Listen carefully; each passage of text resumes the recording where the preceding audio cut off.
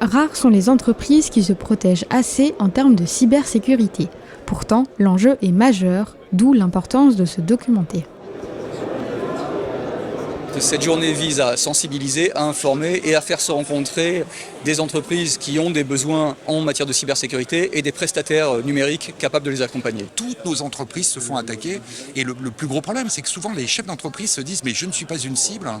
Or, ce qu'ils ne savent pas, ce qu'ils ne comprennent pas et que je répète beaucoup, c'est qu'en fait ces cyberattaques sont à 90% totalement automatisées. Donc les gens ne sont pas des cibles, ce sont juste des victimes toutes désignées. Et ça, tant qu'on ne le dit pas clairement à un tissu industriel partout en France, ça reste un problème abstrait et les gens ne s'attellent pas au problème.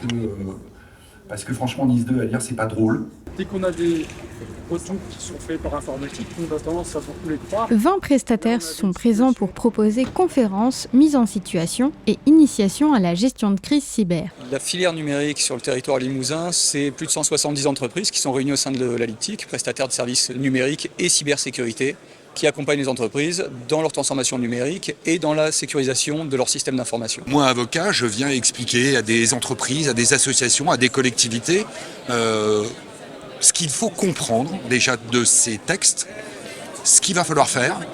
Et ensuite, on rentre dans des détails, combien, quand, le prix, pourquoi.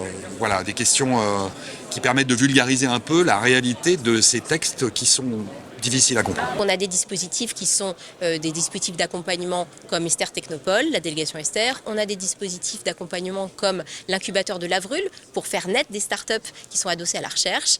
Et on a tout un ensemble de partenaires, de réseaux, de clusters comme la LIPTIC qui permettent également de renforcer les liens entre entreprises et de les accompagner lors de développement. Limoges Métropole a mis en place une série de dispositifs d'aide financiers qui permettent d'accompagner concrètement les investissements des entreprises avec des aides qui peuvent aller jusqu'à 50% de dépenses éligibles à hauteur de 10 000 €. Des aides financières qui incitent les professionnels à changer leurs pratiques depuis plusieurs années.